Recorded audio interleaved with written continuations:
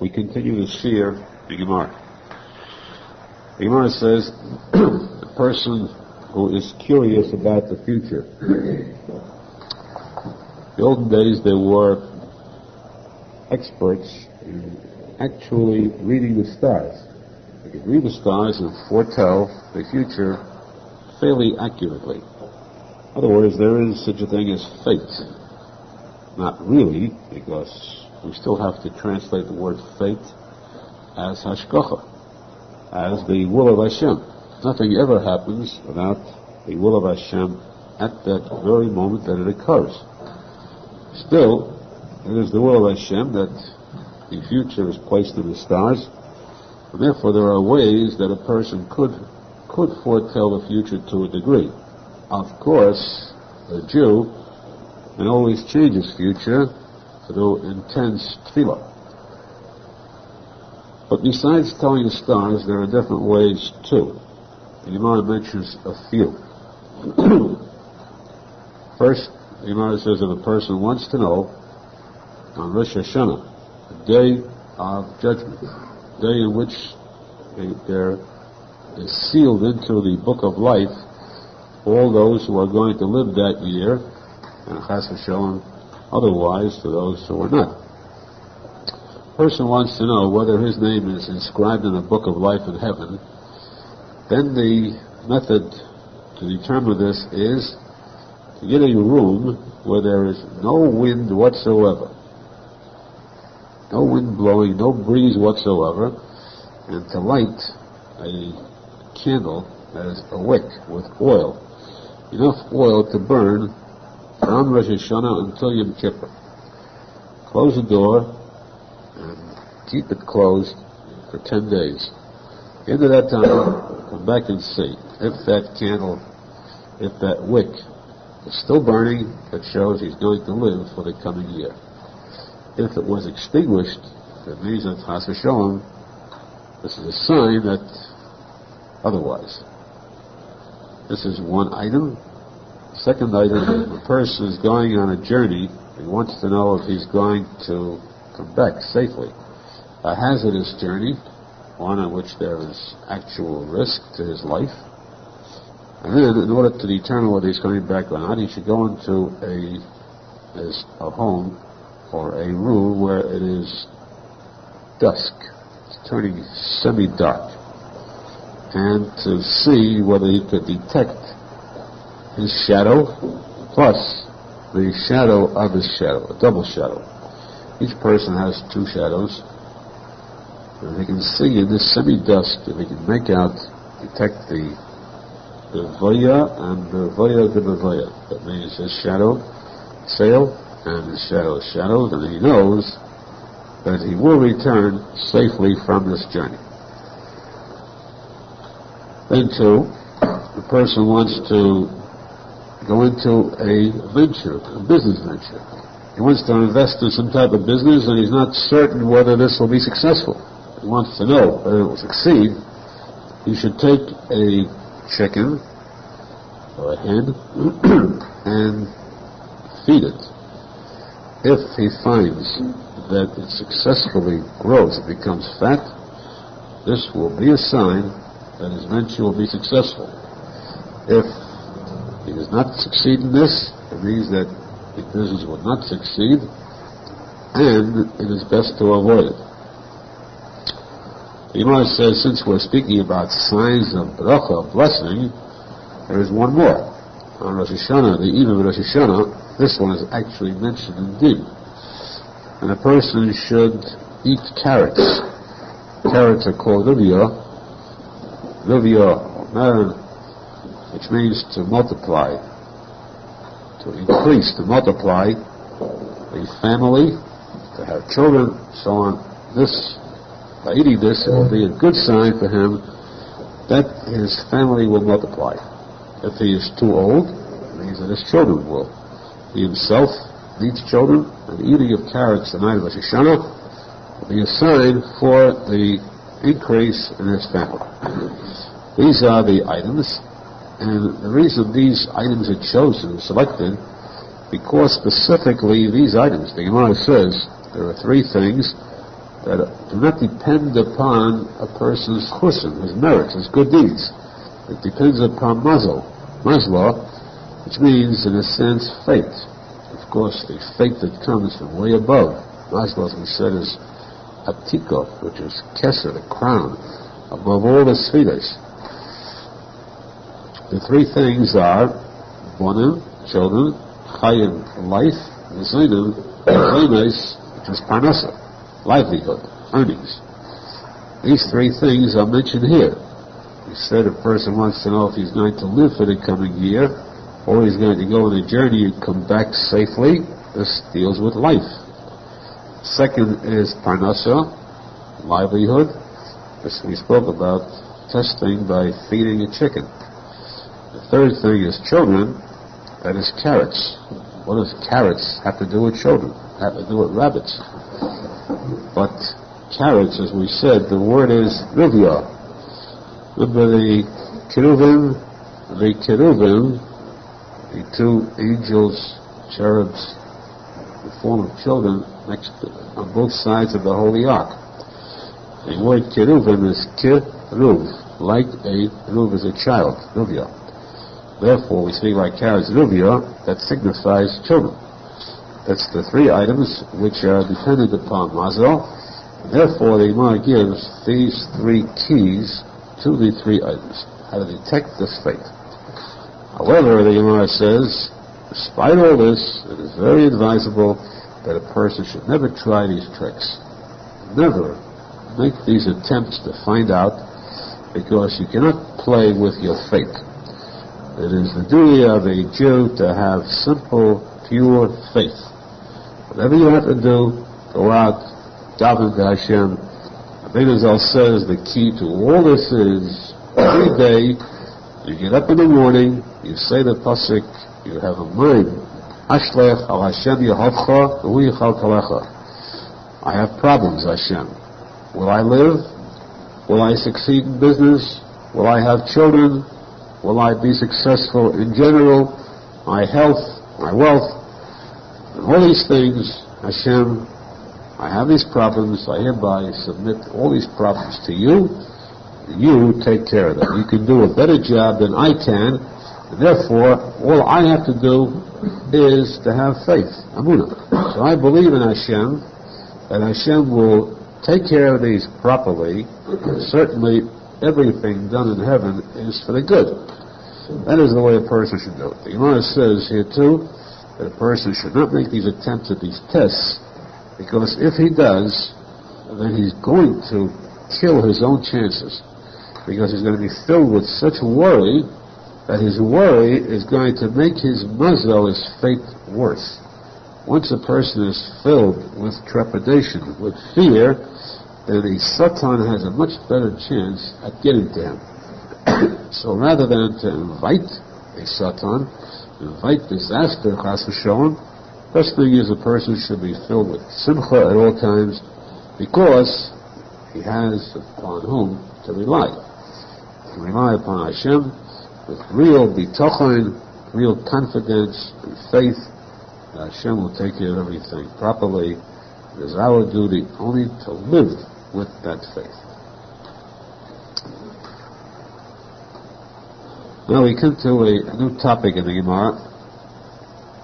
The Gemara speaks about levels of importance.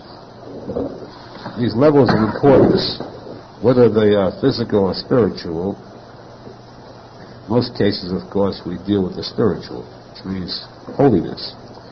But we do have an eye-opener in the sense that the Gemara reveals to us about these madrigas, these levels. Now, for example, the Gemara says that something which is todir means that which is steady, or more often, you have two items. One is todir, one is something that is regular, and one is einay todir, it is something that comes sporadically, intermittently, at times. Then you've got to do both. Which one receives priority to perform first? The Gemara says always, if you have one that is todir, one that is not, the todir receives preference over the other. First one performed is todir. For example, we have the tefillos or the karbonos. Today's tefillos are in place of the sacrifices in the Beis Hamikdash. Let's use as a sample the sacrifices in the Beis Hamikdash.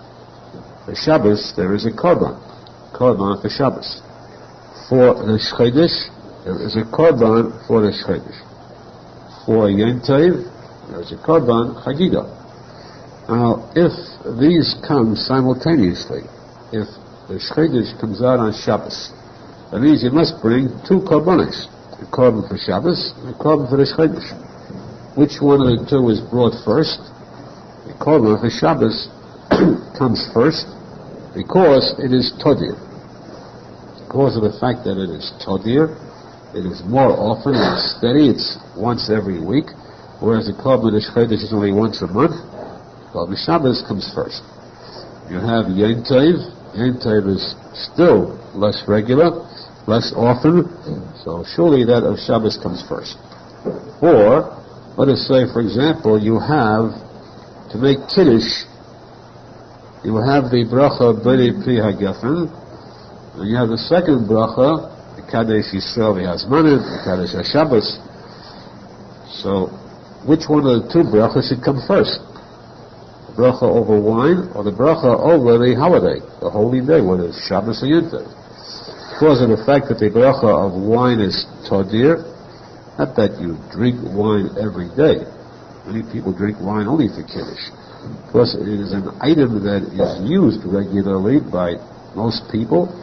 Therefore, it is todir. It's a bracha that could be said every day. You cannot say the Kadesh HaShabbos every day if you wanted to. Therefore, the bracha for wine comes first. Now the Gemara says, we have another case. This is speaking about todir. What about when you have two items, both are holy, Kiddush, but one is more holy than the other? Then that which is more holy is given priority, preference, it comes first. For example, take people. A Kohen is holier than a Levi or a Yisrael. In this sense, we use the word holy, because about a Kohen it says, V'kidashtai. V'kidashtai, you should regard a Kohen not as important, but as holy. Kedusha, Kohen is Kedusha, is higher in Kedusha than a Yisrael. Yisrael is called Am Kodesh, a holy nation. But there is a posek which teaches us that in this holy nation, the Kohen is separated as holy. The Kiddush Tei, you the Yisrael, who are holy yourself, should consider him, this Kohen, holier. Therefore, the Kohen gets priority at all times. If it comes to washing for bread, then the Kohen should be the first to wash. It comes to making a mitzi at a meal, the Kohen should be the first one to make the mitzi. When it comes to benching, Kohen should be the one that should receive the honor of Birkas Hamazon. You have a mezuzah, unless he is willing to forego the honor. And the one that benches says, "B'reshus hakohen, b'reshus hakohanim." That means he is taking permission from the Kohen HaKohanim to take over the benching which legally belongs to the Kohen because of the posek v'kidashtai. He is holier, he comes first. It is only the mayim acharenim, the waters, the washing of the hands before benching, that there is no priority at all, because that is not a covet, it's not an honor. That deals with tumah, with uncleanliness, so it's no honor to say to the Kohen, you go first because you're dirtier. So therefore, there is no covet given, ain't covet given by mayim. There's no covet or kibud, honor given by mayim acharenim. Mayim and Ishanim, of course, is Indian Kedusha. Therefore, the Kohen comes first. And so too, especially when it comes to an aliyah, the Sefer Torah, receiving an aliyah, whether it's Shabbos, Yom Tov, or even the weekdays, the Kohen is given the first aliyah at all times. In fact, this is a special din, where in order to avoid conflict, controversy, a disharmony in shul, so the din says that the Kohen cannot even forego this honor. Because if the Kohen is not given the first aliyah, then it means that we have to give it to the next important person. The next important person is everybody in that shul will testify he himself is the next important person. In order to avoid any rift of that kind, dispute in shul, so the din says that keep the peace, the Kohen must be given the first aliyah. So we see there that when it comes to Kedusha, Kol HaMekudesh, whichever is Mekudosh, whichever is holier, comes first. That's what the Gemara teaches us here. There's an interesting question brought elsewhere. The Gemara in Shulchan asks, what if you have these two are in conflict? You have one item, you have two items that you're confronted with. One of them is more todir, it is done more often. The other one is more mekudosh, it is holier. Then, which one comes first? What is more important, the fact that something is more todir, or the fact that something is more mekudosh? Interesting question in the Gemara. And as an example, you would say, the example given is, let us say, the Olas Tamid. The Korban Olah, the Tamid that's brought every day. That's Kodir. You have the Korban Chatos of Musaf, the Shchedesh. Korban Chatos. The Dam Olah, blood of the Olah, or the Dam of the Chatos. One of the Chatos. Now, in this case, the Korban Olah, sprinkling blood on the Mizbeach, the Korban Olah is more Todir, daily. The Dam Chatos is more Kodesh, because the Dam Chatos is Meratzeh, forgives for the sins, which the Dam Olah does not. See, the Korban V'Shchedesh is Mechaper. Meratzeh Mechaper. So we have one that is more Todir and one that is more Kodesh. The Gemara asks this question, but the Gemara does not arrive at a conclusion. There's no conclusion as to this question. Now, what is to be done in that case? Since there's no conclusion in the Gemara, so we find the answer given in the number. Amram Paskins, that in this case, since there is no conclusion in the Gemara, you can't say we go l'chumrah. When you're in doubt, you're more strict. What's more strict here? There's no thing is more strict. When you're in doubt, we say status quo, or the status quo. You cannot apply all the terms that are usually done in case of doubt, in case of teku, in case of an item that's unresolved. In this case, the Rambam says, therefore, the halacha is that he may do whichever one he wishes first. Yaktim ezesh yinsa. He can pick on any one that he wishes. There's no priority in this case because it's an unresolved item. So we consider them both equal, therefore, because of doubt, and he has a free choice in selecting one of the two. So we have dealt with more items of Kedusha. The Gemara now goes a step lower, also dealing with Kedusha, but on a lower level. This is a very delicate topic, but somehow very timely. Let us say very explosive for those who want to explode. But one that, at least, since there is so much controversy and so much misinformation in the world today on this topic, let's at least get the true picture, the true answer from the Gemara. Question, which comes first? Who gets priority? The man or the woman? Who needs liberation? Which one is to receive a higher degree of respect and priority? The Gemara says that since in holiness a man is on a higher level than a woman, at this one point, in holiness he is higher because he has all mitzvahs to perform, while women are exempt from a number of mitzvahs. Therefore, his neshama should be considered more important as far as his life is concerned. So if there was a couple, as we show in drowning, it's a question of saving a life between the two, a man and a woman, we would have to save the life of the man because it means that we would have that many more mitzvahs performed if his life was saved. But that's where it ends. Beyond that, the Gemara says, what about if it's not a question of life and death? What if it's a question of feeding one? Both need food. Both need clothing. Which one comes first? If you give money to one of the two, both are in need, the Gemara says respect for a woman comes first. In that case, give to the woman over the man. Why? It's very simple, because that same rule applies between husband and wife. If there is a husband and wife who have enough money to provide for only one of the two, then the kiruv is, the obligation is, the man must spend that money for his wife rather than for himself. There's enough money to buy one single garment, then the wife comes first. Money goes to the wife. There's enough money to feed both.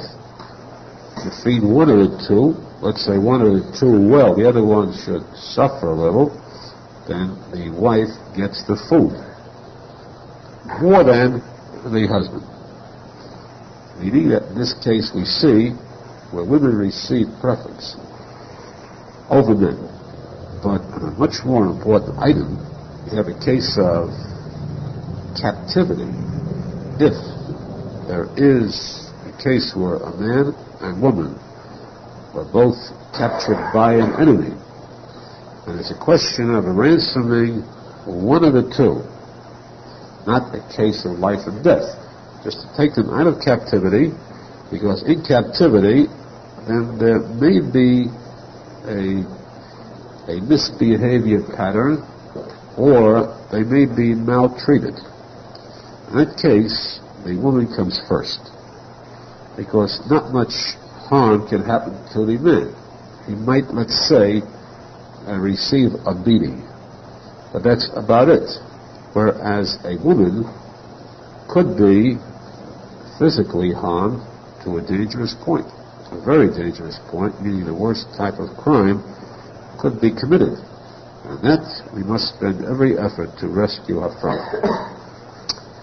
However, if they are in prison, in a case where they are in the company of very base type of people, extremely base type of prisoners, where there is a case of defiling the kedusha of either the man or the woman, which means illegal relations, then, though ordinarily we would rescue the woman first, but if it's a case of the worst type of crime with the man, he's in prison with other men, there is has to show a danger of the other men performing an unmentionable act.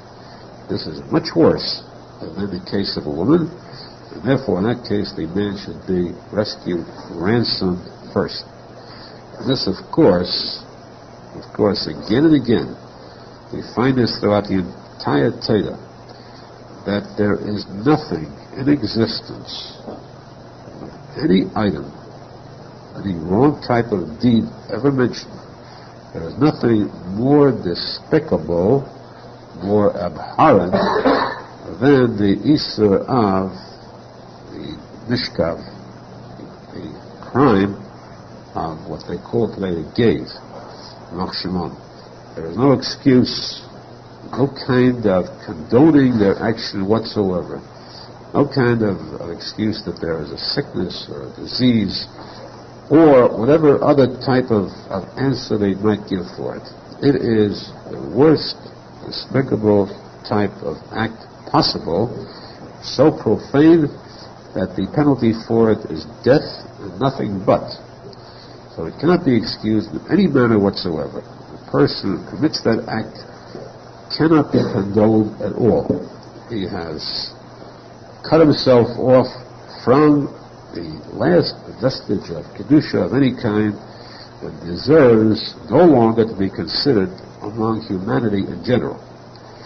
This we find many times throughout the Torah, and here we find this again repeated in that sense. Even worse than defiling a woman is the slightest danger to a man, in this case, Chas v'Shalom. We see again how the Torah considers that, Torah, Hashem considers that the very worst type of act possible. Now to go into the level of the Jews in general. How many levels are there among Jews? We say that there is a keli, a vessel, a dish. Complete keli is the combination of the three types of Jews: Kohen, a Levi, and Yisrael. First, let us make it the word keli. That is mayim chayim of keli. These are the living waters that come from this keli, or the waters of Torah that are fed to the Jews. This keli. This case, the Kohen is the holiest, the highest level. The Levi is next. The Levi is on a higher level, more Kodesh than the Yisrael. So where possible, the Levi should be given preference over the Yisrael. For example, the Levi gets an Aliyah before Yisrael, no matter how great the Yisrael may be. Levi is still holier, he gets Levi before Yisrael. Fourth level is, lowest level, who is out of that category, is a mamzer. Mamzer is one who committed no crime. We're not speaking about a chayte, ones that commit sins. Speaking about religious Jews, but a mamzer is one without having committed a crime, is himself cannot be included in the Klal Yisrael in many details. Mamzer means one who is illegitimate, born to a union of two people who committed the act under penalty of death, or kodesh. Kodesh means heavenly death. Now this would mean, in the case of two relatives, or the case of adultery. If there is an act of adultery, Chas v'Shalom, the child born is a mamzer. In this case, the mamzer, again, no fault of his own. He is born posel. The word mamzer, the Gemara says, comes from two words, combination of mum. Mum means a deficiency, zor. Zor means a strange and alien type of deficiency, which cannot be corrected ever. Ever. A mamzer who marries, he can only marry a mamzeres. He cannot marry a Jew. The children born retain that deficiency, for generation after generation. At no time is there a cure for this mum zor, regardless. So therefore, when it comes to yichus, when it comes to importance, mamzer is the lowest one of all. At the same time, the Gemara says, since it is not its fault, how about kavod? Do we extend kavod to a mamzer who is a Talmud Chacham? He was born apostle, but he still has the mitzvahs of a Jew. He cannot marry into the Jewish fold, but he has to perform all the other mitzvahs. He still must put on tefillin, he cannot eat treif, he has to keep the Shabbos, and he studies Torah. Mamzer learns Torah. He becomes a Talmud Chacham. You go to the ones, the levels above him. Compared to there is a Yisrael, first level above, then a Levi, and then a Kohen. And you have above that, you have a Kohen Gadol, chief Kohen, who goes into the Fnei V'Lifnim, inside the inner sanctum, the holy of holies in the Beis HaMikdash. If this Kohen Gadol is an Am Haaretz, the Mamzer Talmud Chacham takes priority over him. He comes first. If it comes to benching, if it comes to washing, if it comes to serving, he is to be given more kavod than a Kohen Gadol Am Haaretz.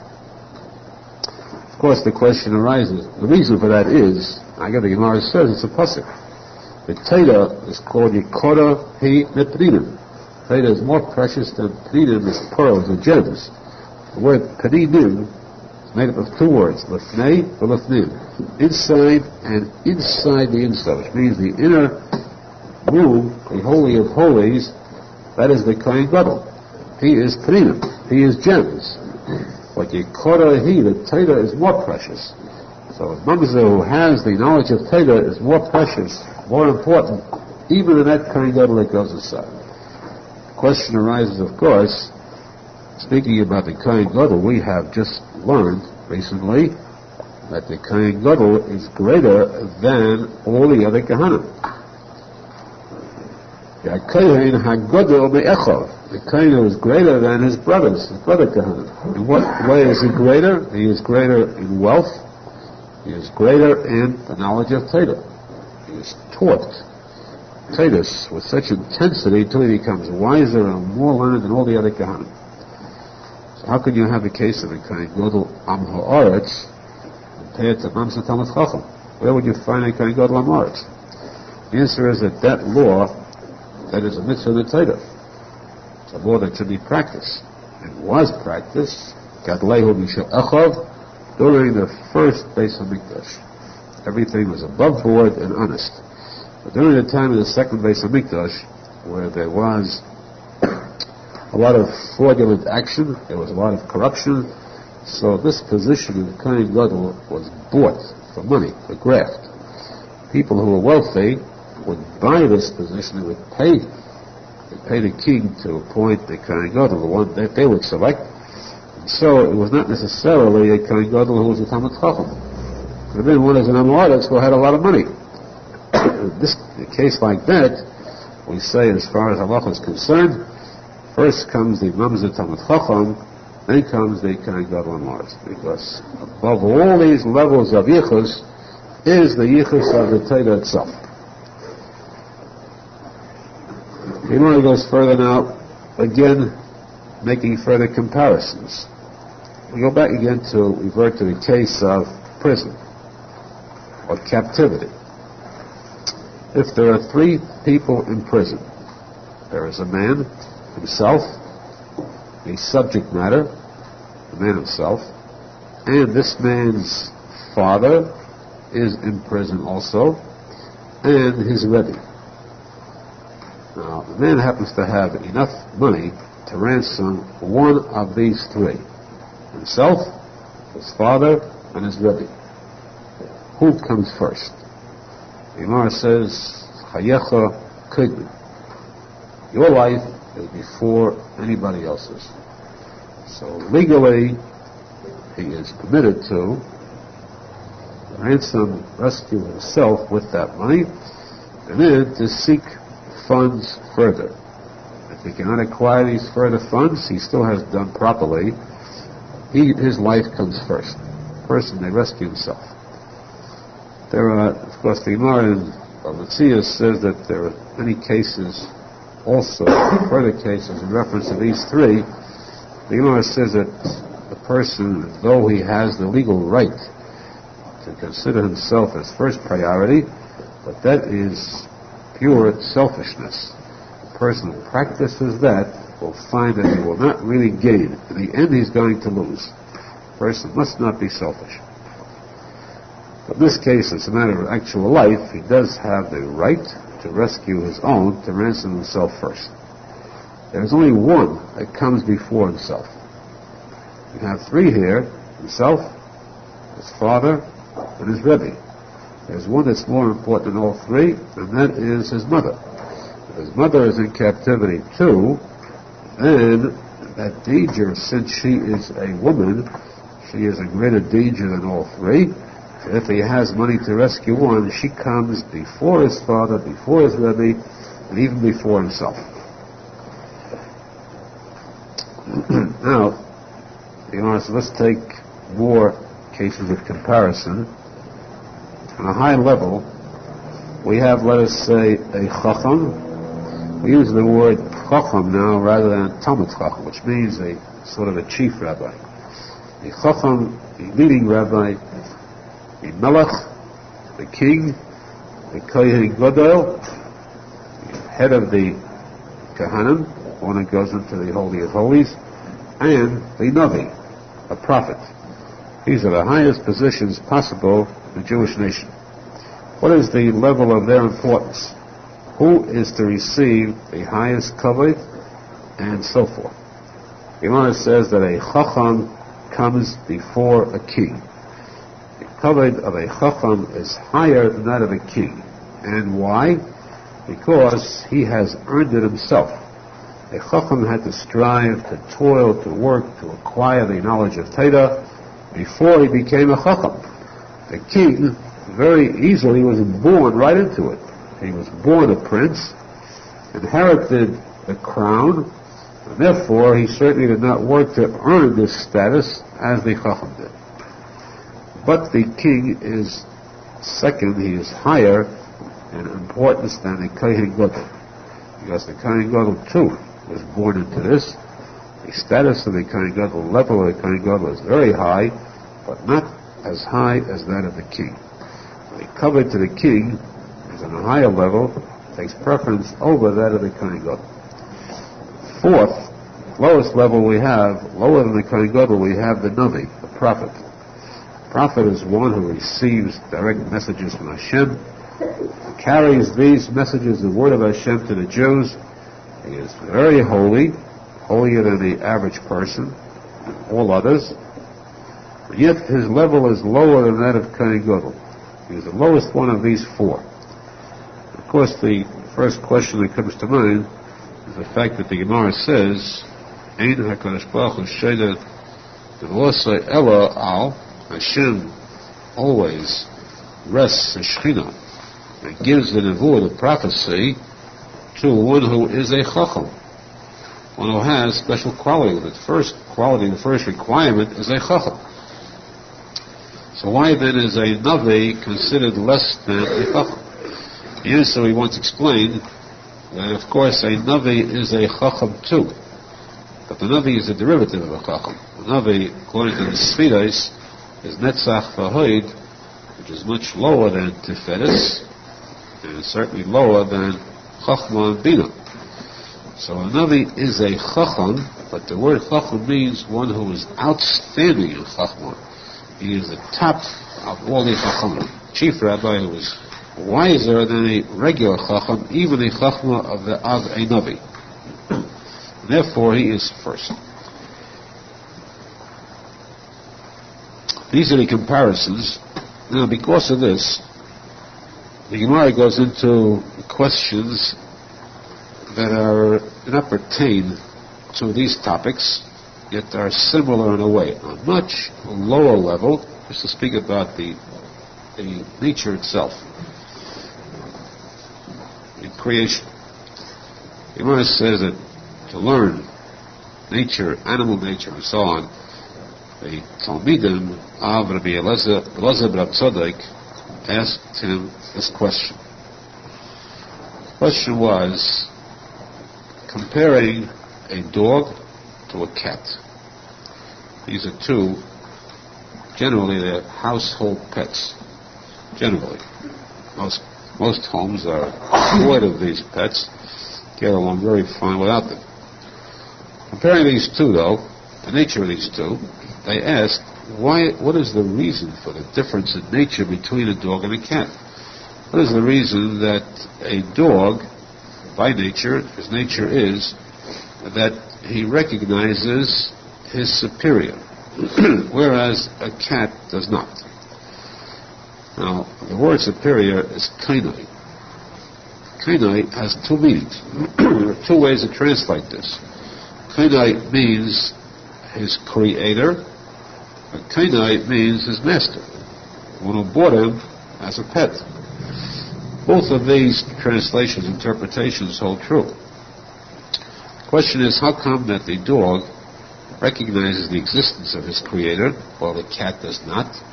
We find this, the Gemara tells us that in Mitzrayim, during the plagues, there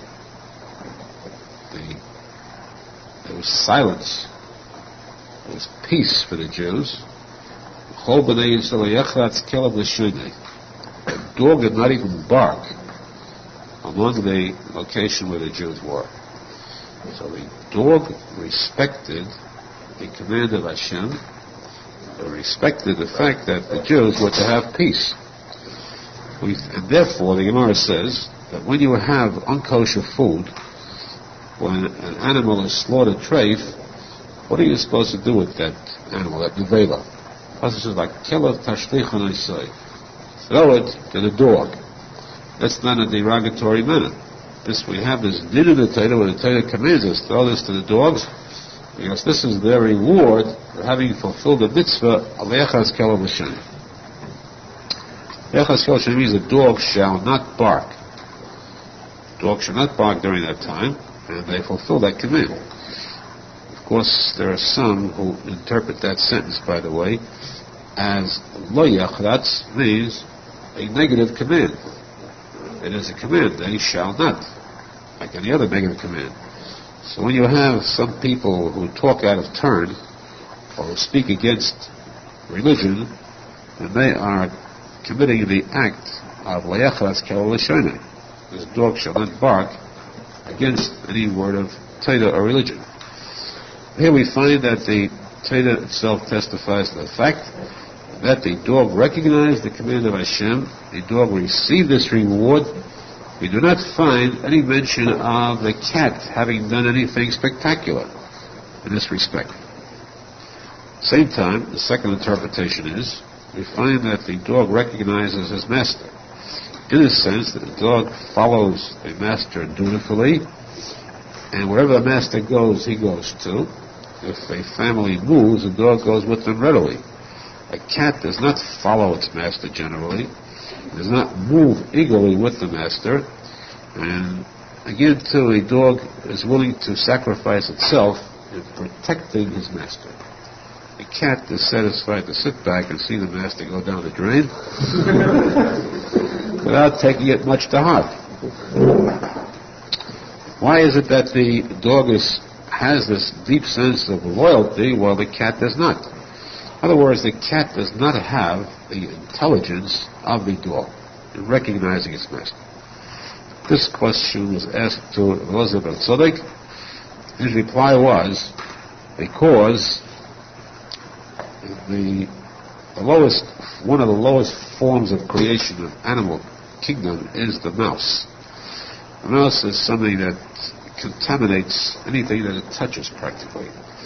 So if a mouse nibbles at some food, he sneaks into a closet, nibbles at food, and if a person unaware of the fact that a mouse nibbled at it, the person eats the remains of that food, then the result is kosher food, good food, but not knowing that it was touched by a mouse.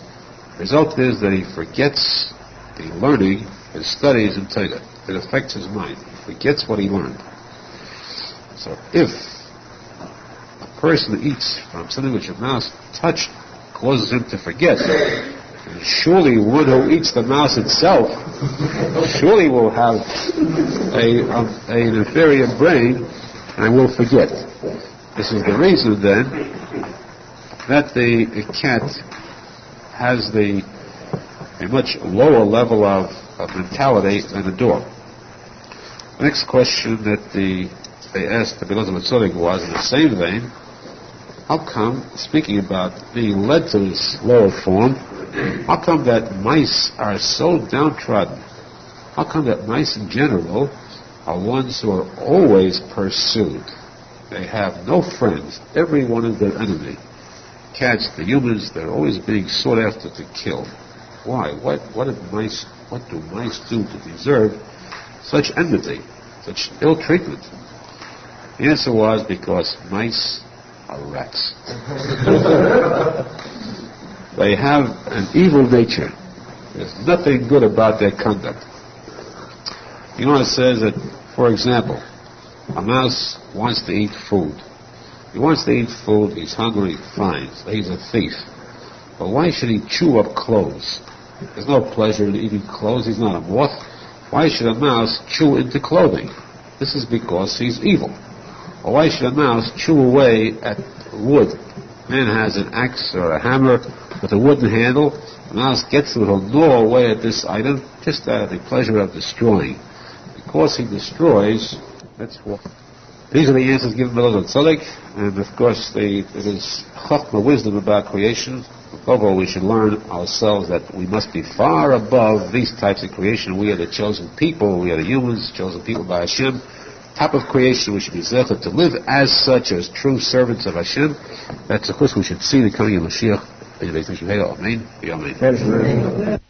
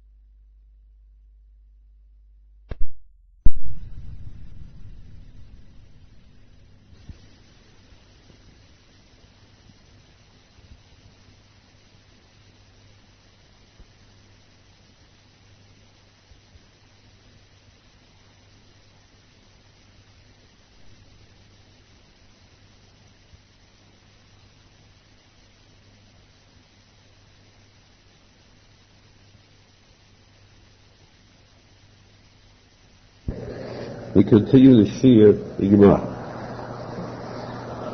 Gemara says, in continuation of last week's topic, the Gemara began this, and the Gemara goes further. As long as we start something, the Gemara continues on to expand the information on this topic. The Gemara said there's a certain item which causes a person to forget that which he learned. It weakens him mentally. And that item was one who eats the shirayin, the leftovers of a mouse. A mouse nibbles at it, and the person eating that food, of course, he would eat it unknowingly. He wouldn't be aware of the fact the mouse ate it, or else he'd be that hungry he couldn't wait to get to a place where there's food. Or else he is that coarse that it doesn't bother him. There are such people who are at base that these things do not nauseate them. So the remains of a mouse or a cat can cause a person's mind to become weak. I'm speaking now not about the mind, but specifically about a person's memory. His memory is weakened, and to the point where that which he learned, the Torah he learned, he forgets. The additional item, he now says to be aware of, is not to eat the heart of an animal. This too causes shikha. Shikha means forgetting, the opposite of zikaron, memory. The lung of an animal, the liver and so forth are healthy parts, but the heart of an animal should be avoided. Now, the reason for these items is practically unknown. There are some places where there are explanations for one or two of these items, but generally it's an item which has no explanation. Something which apparently there are certain evil spirits appointed over these things. When a person comes in contact with them, they harm his memory. So it requires no logical explanation as to why these items can harm a person's memory.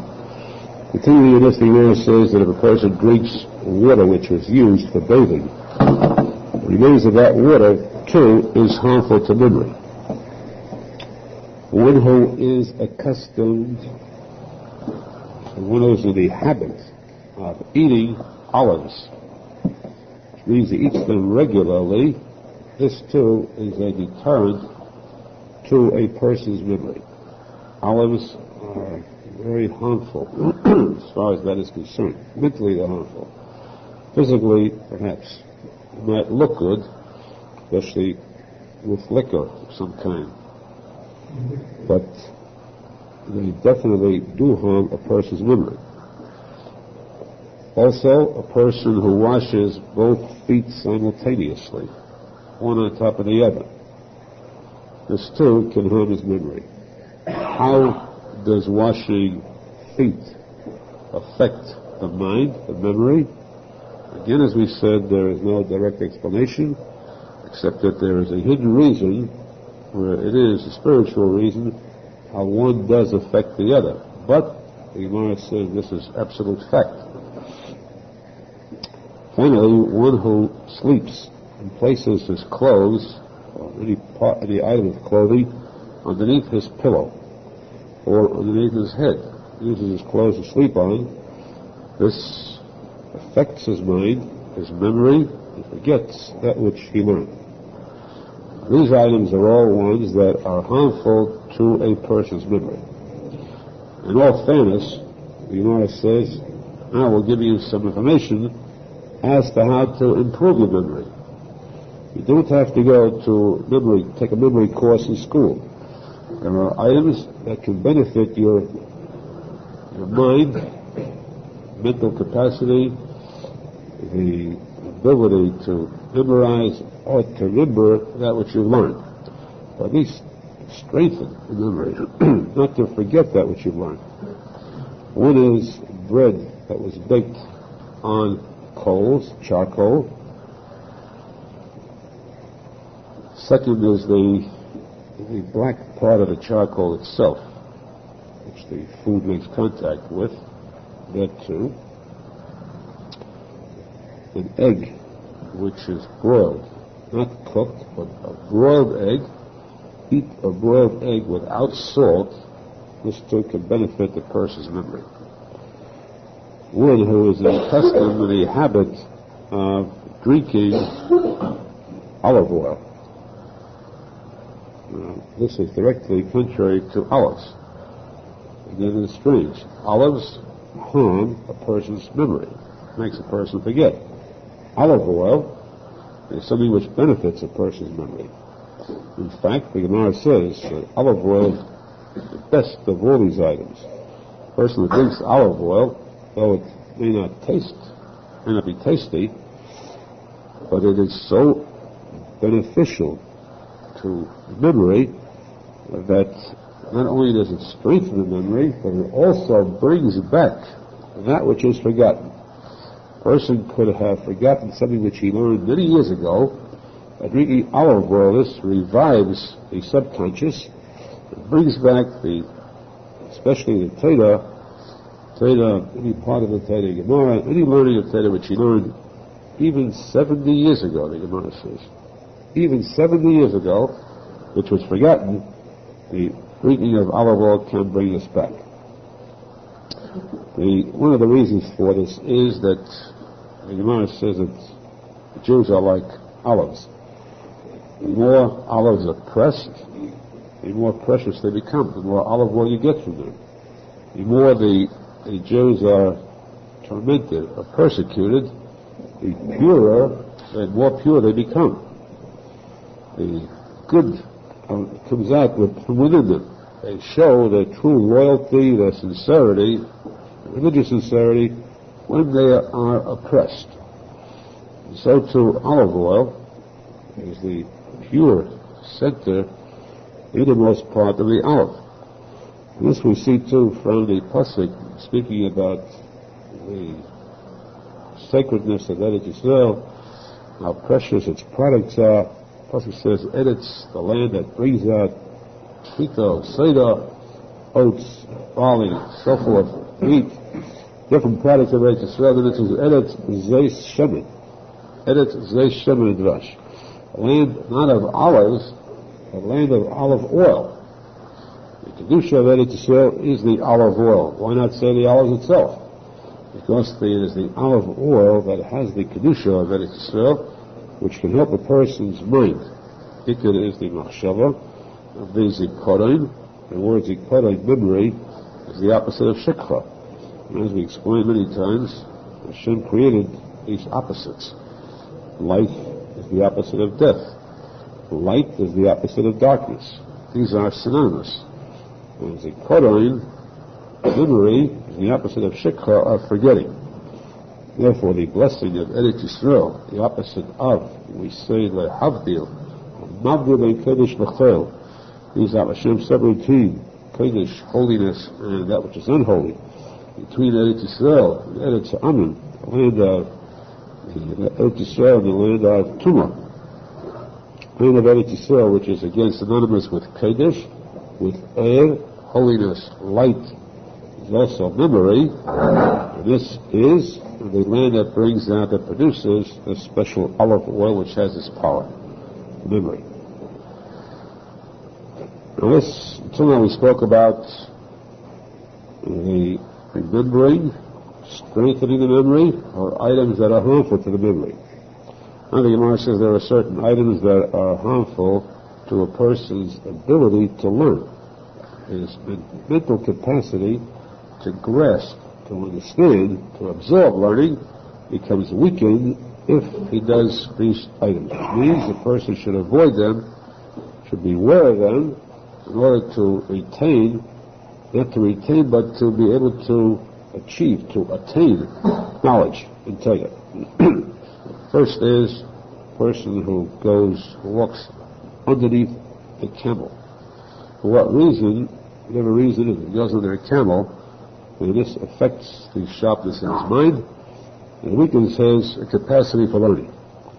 Secondly, a person who walks between two camels, by passing between them, there's some type of photoelectric cells which are broken, and the contact that is broken causes his mind to become affected, to become weakened, or he cannot learn in depth as he could before. Next item is one that a person should be aware of most, because this item too is not just harmful to the person's mind, but it's also an item of Isur. It is sinful, and it is also dangerous. It can cause a person physical danger. A religious person should never walk between two women. It is dangerous to his mind, harmful to the mind. It is harmful to the spirit, can arouse in him a wrong type of desires, and it can be harmful physically also. It is a sakona, it is dangerous. This refers to a man walking between two women, or two men allowing a woman to pass between them. So that the din says, this is a din in Shulchan Aruch that is stressed many times. The Gemara, we find it elsewhere too, that if two men are walking in the street, they should never allow themselves to be separated by a woman coming towards them, allow her to walk between them. They should both adhere, stick together, and move to a side to let Her Majesty pass, or to stand their ground and let her walk around them. Either one, but not to let her walk between them. In addition, a man walking himself should be careful when he comes towards two women that are coming towards him, and they very politely separate, allow room for him to pass. He should move to a side, whichever is the shortest direction, to walk around and never to walk in between them. Again, this is, elsewhere says this is a sakona. It is asur, it is forbidden for religious reasons. Here the Gemara speaks about the fact that aside from those other reasons we've had previously, also it is harmful to a person's mind as far as being able to learn in depth. His mind is actually weakened. He cannot delve as deeply into the study of Torah as he would otherwise. The next item that is harmful too to the mind is to eat bread that is not fully baked, not that is fresh. Bread that is very fresh and warm, of course, is not healthy, the Gemara says. We're not speaking now about health, speaking now about affecting the person's sharpness of mind. And this says only bread that is not fully baked. It's half-baked, partially baked. This can affect the person's mentality. Eating meat with using a ladle to take meat out of a pot, eat it direct from that ladle, is dangerous also to the mind. The person should remove it from the pot, put it into a plate, and then take it with any utensil, silverware, or else at least with silverware, but not with the ladle that's used for the pot. Again, what the reason is unknown, but it's certainly sufficient to say that the Gemara tells us this, that it is definite fact. And of course, it's always good, beneficial to stress, again and again, wherever possible, that a person should always strengthen his faith, strengthen and bolster his emunah, his faith in Hashem. And he say the foundation of faith in Hashem is faith in Hashem's word, the word of Hashem. The say the emunah in Hashem is that every single word of the Torah is the word of Hashem. So when we say the emunah shlema, firm faith, who is the author of these words? The answer is Hashem. Therefore, it requires no further reason for it. The Gemara does not supply the reason or the logic, and it means it's just a point of information that is known in heaven, which is imparted to us free. This information is free, but it's very vital for a person to know what to avoid. Also, the Gemara says it is dangerous, that it is harmful to a person's mind, to drink from a brook or a stream that passes through a cemetery. This too can affect a person's mind, the agility of his mind, and two, to look into the face of a corpse.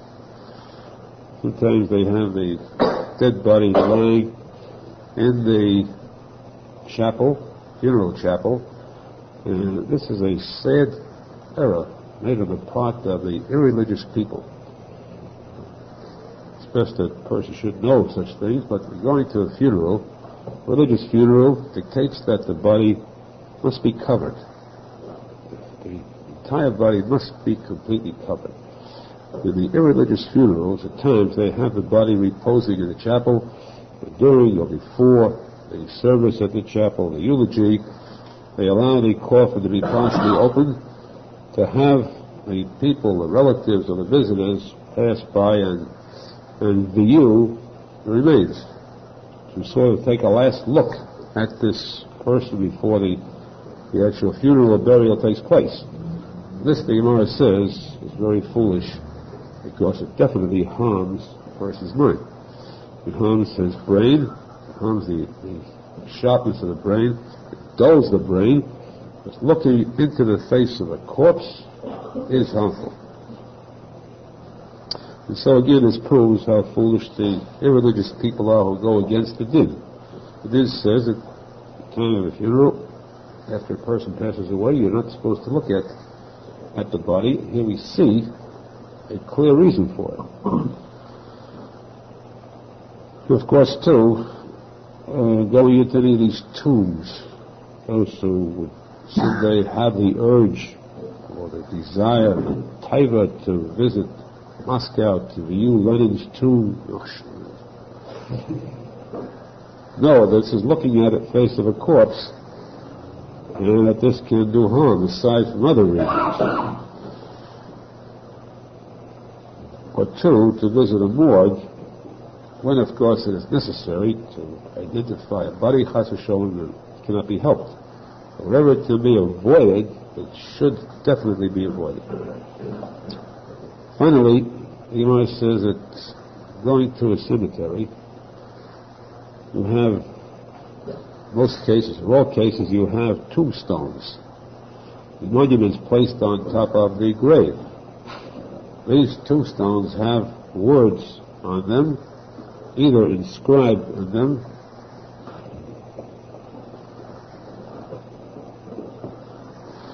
have words inscribed, carved out, or the carving is on the face of the stone, and the letters jut out. So if the letters are carved out in the stone, engraved in the stone, then it's not harmful. A person can read those words. But if the letters jut out of the stone, they jut out, in other words, the background is carved away, letters stand out, then reading those letters is dangerous. It's strange, very strange, that the ones who made these stones, until recently, you find that in the cemetery a lot of these stones are made with the letters that jut out rather than carved out. It's difficult to understand why. Surely they must have learned this Gemara, or at least the leaders, the Aharon learned this Gemara, and why they permitted these stones to be carved in that manner. It surely is easier to carve out the stone, carve a letter into a stone, rather than to carve out the background, letting these letters remain jutting out. Still, when a person goes to a cemetery, he does visit a cemetery to visit a grave of his own, he passes by other graves, he should be certain to avoid reading the letters, the words on those stones where the letters stand out. Only those stones that are engraved. Presently, all stones today, all monuments today are made properly. They no longer employ the means of carving out the background. All stones today are done with carvings into the stone itself. But those that remain from the past should be avoided. Try to not to look at, read the words on those stones. Avoid seeing those letters that jut out. All these items we stated are very important bits of advice to avoid losing what a person has worked, strived so hard in achieving, that is what he learned. Not to forget that which he learned, not to find difficulty to weaken his mind, also how to strengthen a person's memory with the items that the Gemara listed. We should be zecher to first, we should be privileged to have the Amunah Shlema, firm belief in everything the Gemara says, and to fulfill it. That way we can strengthen our minds and thereby serve Hashem so much better. When we come to the final item in the Gemara, the Gemara tells us an interesting story. A story that is unusual in many respects, different than most of the stories of the Gemara. The story deals with three of the leading Tanoim, the leading rabbis of the Gemara. One, the Nossi.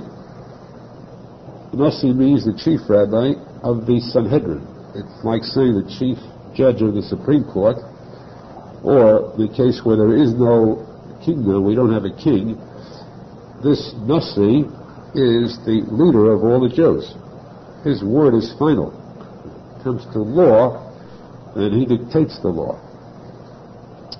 Next to the Nasi there is the Av Bezdin, the head of the Supreme Court. He's called a head, which means in essence that he is second to the Nasi, second high position. Third position is one who is called the Chacham, the wisest of all the rabbis, but third, after the Av Bezdin, after the head of the court, and to whom all inquiries are made by outsiders. These are the three top levels of the spiritual leaders of the Jews. The Gemara says now, this story took place at a time when Rabbon means chief rabbi. Rabbon Shimon ben Gamliel was the Nasi. Rabbi Nosson was the Av Bezdin, second level, and Rabbi Meir, that is Rabbi Meir Balhanes, was the Chacham, third level. The Gemara says at that time, the rule was that when these three would come in, when any one of these three would walk into the yeshiva, the place where these rabbis were assembled, that any one of the three would have the same rule. As they would enter, everyone would rise and would remain standing in deference and honor to them until they got to their seat. And when they sat down, the assemblage would still remain standing until they would say, "You may be seated." Till that moment, it remained standing to demonstrate the kavod of Torah to all three. One day, Moshe Feinstein decided that there must be a difference shown between the three. It must be shown, demonstrated the fact that one is superior to the other. So he decreed a new rule that when the Nasi comes in, it would be as previously stated. The Nasi walks in, everyone rises and remains standing till the Nasi sits down, and then when he gives them the signal they may sit, they can all sit down too. When the Av Bezdin, the second in command, walks in, again they all rise, and they remain standing until the Av Bezdin sits down.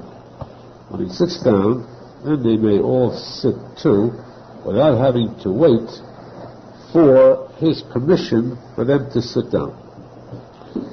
Third one, the Chacham, he walks in, then the rule is that they rise, and as he walks by, each one rises. When he walks by, they sit down. Those behind him sit down. So one gets up, and one sits down behind him in succession, which means that the difference, the covered, of course, is much less for the Chacham than for the Av Bezdin, less for the Av Bezdin than for the Nasi. The Gemara says this decree was issued one day at a time when Rabbi Nosson and Rabbi Meir were absent from the yeshiva. They were not aware of this. Next day they came to the yeshiva. They walked in and were surprised to see that they were not accorded the usual honor. They inquired about this. They were told this was a new decree issued by Abu Shimon ben Gamliel. So the Meir and Nosson got together, quietly, privately. They discussed this matter. They said this was not right of a Nasi to issue a decree of this kind, because even if his was the claim of the moon complained to Hashem, how could you have two people serving with the same type of crown? You can't have two on the same level. You surely cannot have three on the same level. Still, it was not proper that he should lower their honor. If he wanted to show a difference between three, each one of the three, he should have increased the requirement of covering for the Nasi, but let theirs remain as was. Let his honor be increased twofold, or two steps up, the Av Bezdin one step up, and the Chacham status quo as it was before. Not to hurt them, in a sense to degrade them, by removing from them, taking away from them the cover they had until now.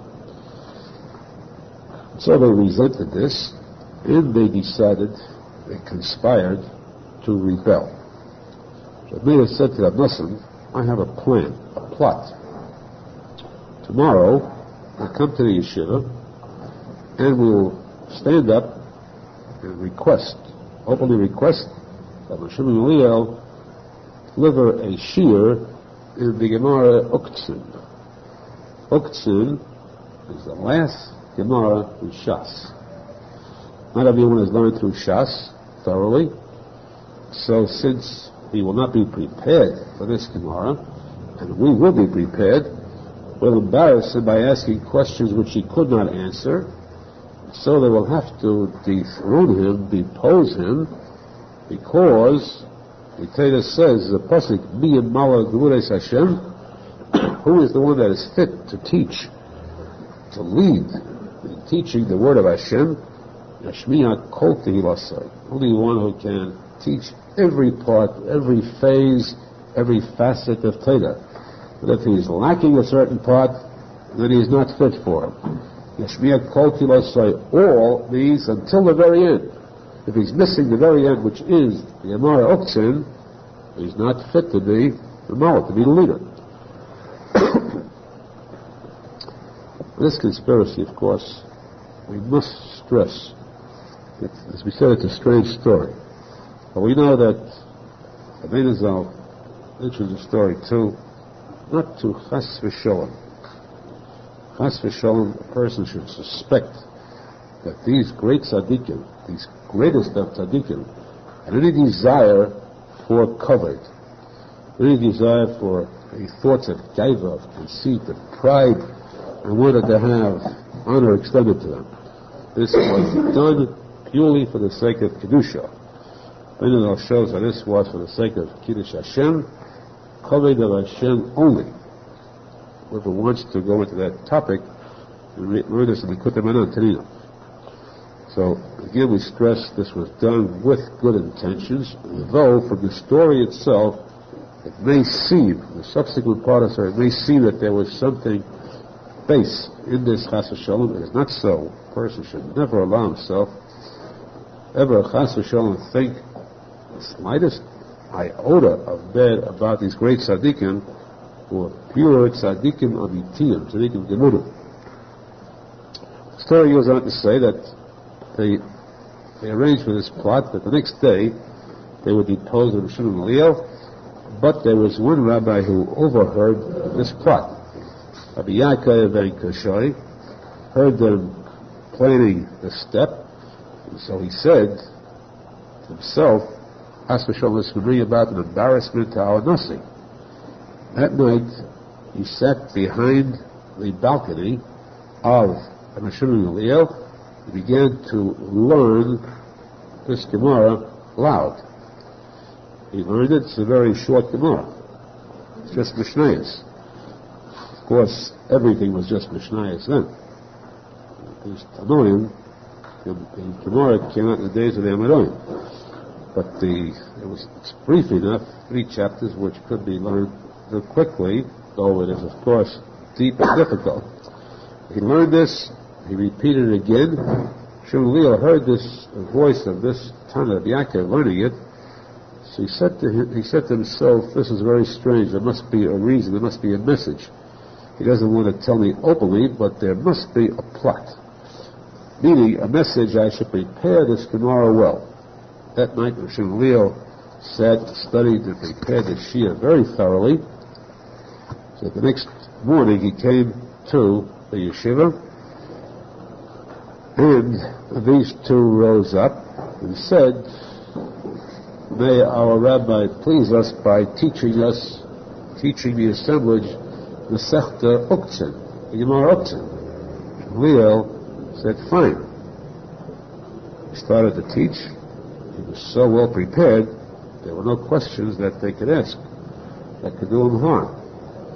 When he completed the Gemara, he said to Rabbi Nosson and Rabbi Meir that if I had not learned this last night, you would have embarrassed me very shamefully. You would have caused my embarrassment, and therefore I hereby issue a decree that the 2 of you are expelled from the yeshiva. You are not permitted to enter through the doors of this yeshiva anymore. That's permanent expulsion.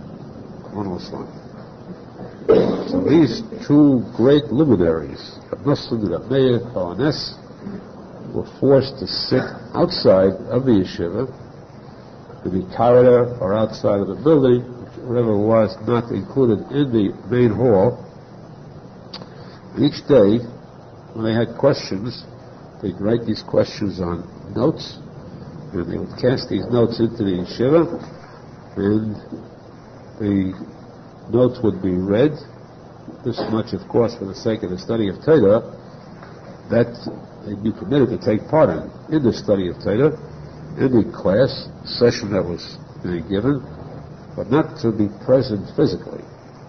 In case, if the question they wrote was answered, good.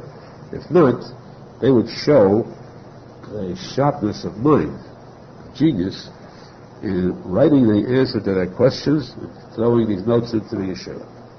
This went on for some time. One day, Rabbi Yossi said to the assembled rabbis, "How is this possible? The Torah itself is sitting outside. We are sitting inside. We are only those who study Torah.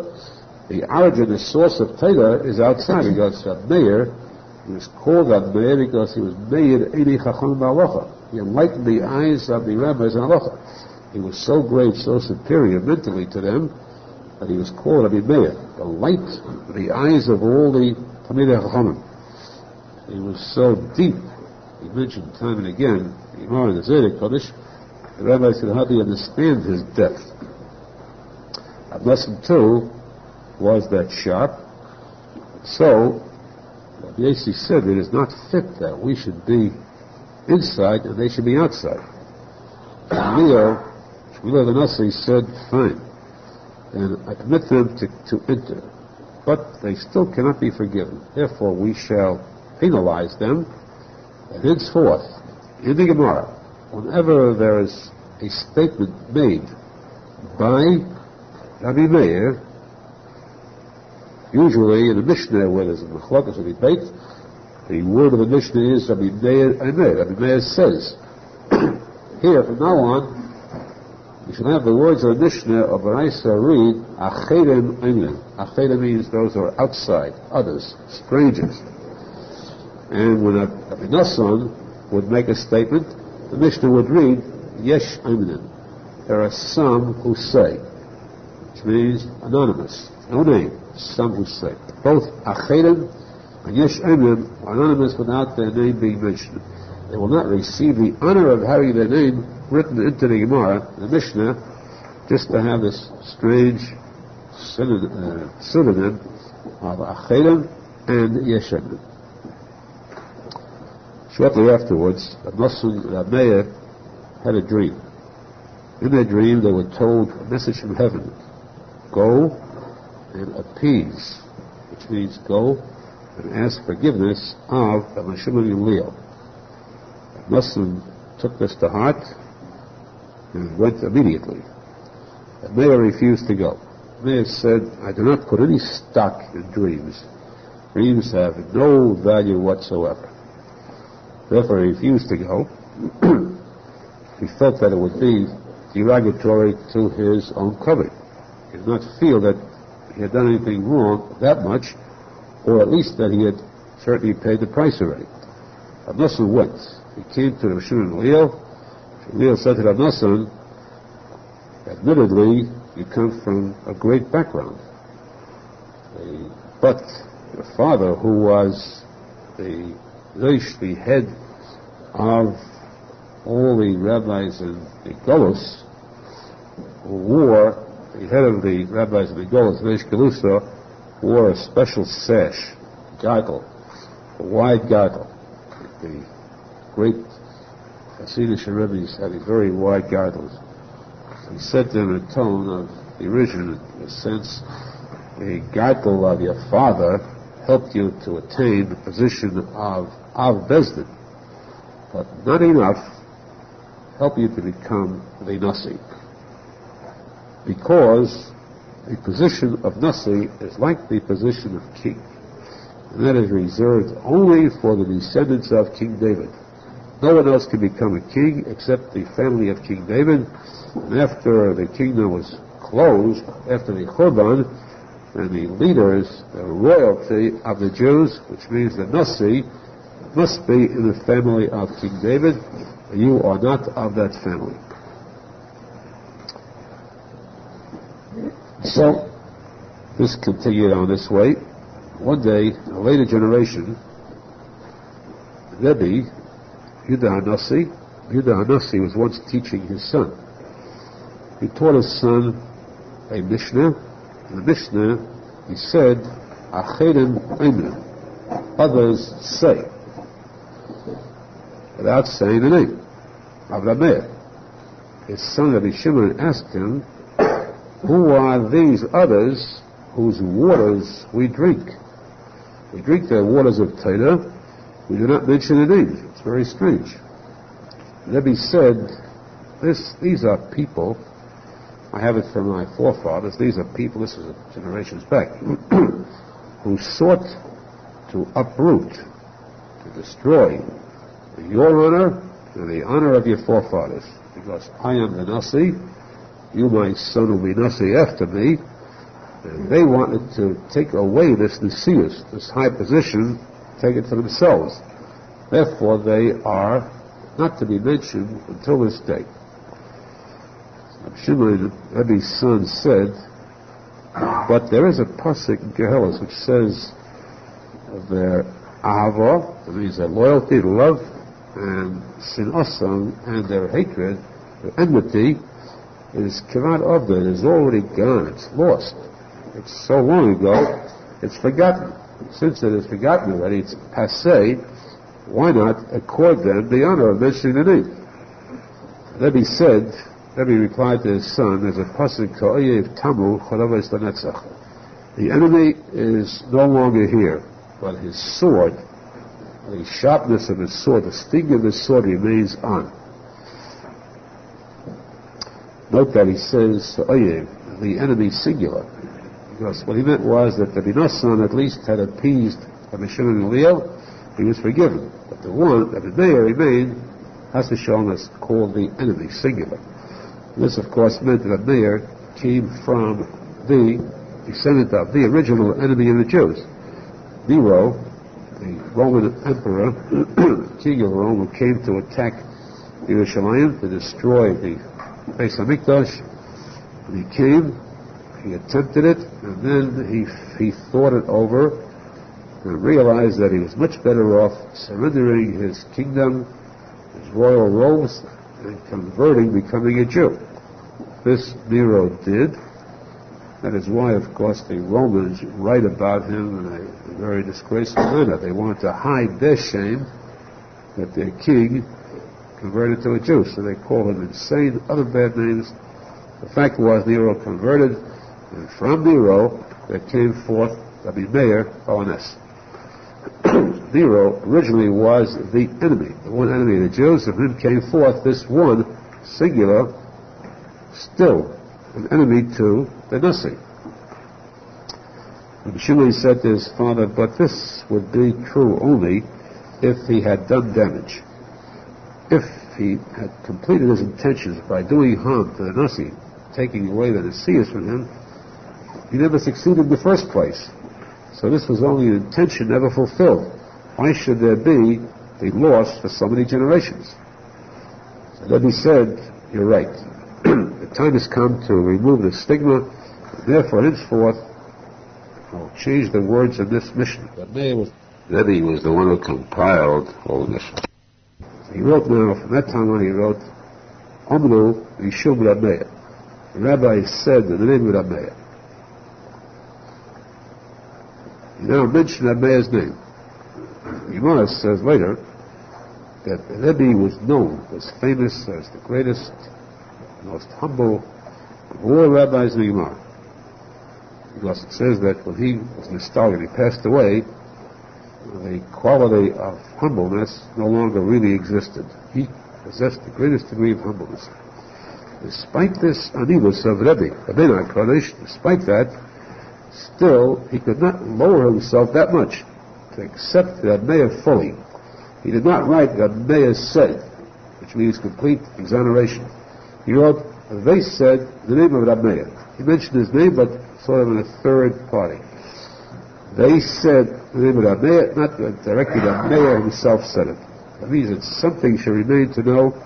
Something wrong was done in the past. We accept him, we have brought him back, but not fully. This is the story as told in the Gemara, and of course the lessons are many. Stories told only to teach us what we should be aware of. Not that there was, chas v'sholom, any personal motive involved.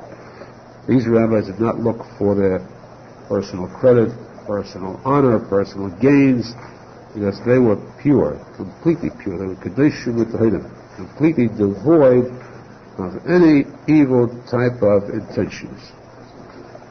Their actions always were only for the sake of kavod shamayim, the honor of Hashem.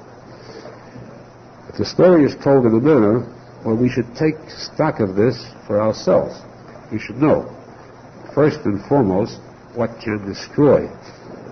The greatest accomplishment, the most powerful assembly, can be destroyed through jealousy and disharmony. Kina, machlekes, conflict from within, can actually destroy the entire building. You can have, Chas v'Shalom, a group, a community that is living at peace, living in harmony, and then one spark of jealousy, one spark of conflict can turn into a conflagration that can consume the entire community, can drag everyone into this battle and destroy everyone. This is what the Gemara warns about. Beware of this conflict. No. This is our quotes the Shilah Kodesh, where he says that one machlokes, one dispute, can destroy 100 families R Nosson. One person is jealous of the other, will go into competition with him, lower his prices or do harm. The second one in turn will try to combat the first one's actions. The third party will join in, they'll take sides until every one of them is destroyed because of a small spark of jealousy that started it. And this is what the Baldova uses as his greatest weapon. The Baldova, Satan knows we can never come to a group of pure Talmidei Chachamim and say to them, I want you on my side, I want you to stop being religious, I want you to do wrong.